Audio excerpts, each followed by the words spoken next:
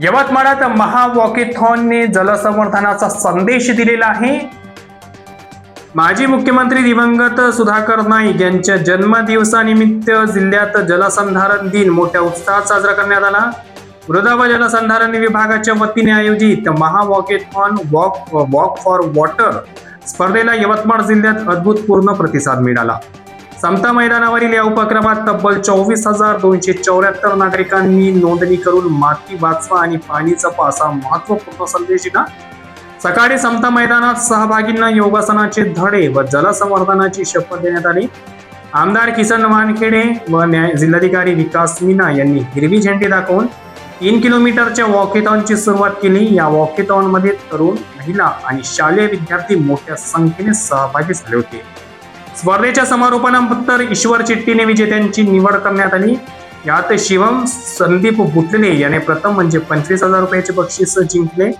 वेद यादव याने तृतीय म्हणजे 15,000 रुपयाचे बक्षीस तर पायल रेड्डी ने तृतीय 10,000 रुपयाचे पारितोषिक पटकाविले। याशिवाय 18 स्पर्धकांना प्रत्येकी 3,000 रुपयाचे प्रोत्साहनपर बक्षीस देण्यात आले। यावेळी विविध विभागाचे अधिकारी व मान्यवर मोठ्या संख्येने उपस्थित होते। पीडित जमीन भूमिहीनांना दिल्यास त्यांचा आर्थिक स्तर उंचावण्यास मदत होईल असे राज्यमंत्री आठवले म्हणाले।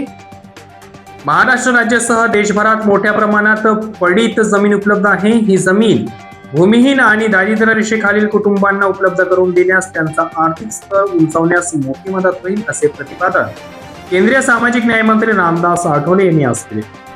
या रिपब्लिकन पार्टी ऑफ इंडिया यांच्या कार्यकर्ता मेळाव्यासाठी यवतमाळ येथे आले असता आयोजित पत्रकार परिषदेत ते बोलत होते। आठवले म्हणाले की आचार्य विनोबा भावे यांनी भूदान चळवळीच्या माध्यमातून भूमिहीनांना शेतजमीन उपलब्ध करून देण्याचे महत्त्वपूर्ण कार्य केले होते। त्याच धर्तीवर आजही शासनाने उपलब्ध असलेली पीडित जमीन भूमिहीनांना देण्याचा विचार करायला हवा। त्यामुळे राज्यातील लाखो गरजू कुटुंबियांना स्वावलंबी होण्याची संधी मिळू शकते। दरम्यान अभिजित दिपके यांनी केलेले आंदोलन योग्य होते आणि त्या आंदोलनाला आमचा पाठिंबा होता असेही आठवले यांनी स्पष्ट केले। अभिजित दिपके यांना रिपब्लिकन पार्टी ऑफ इंडियामध्ये येण्याची ऑफर दिली होती। तसेच त्यांनी पक्षात येण्यास नकार दिल्याची माहितीही त्यांनी दिली। आंदोलक विद्यार्थ्यांवर पोलिसांनी केलेला लाठीचार्ज तसेच खिळे लावलेल्या काठ्यांचा वापर करणे चुकीचे होते अशी भूमिका आठवले यांनी यावेळी आपली मत पत्रकार परिषदेत मांडली।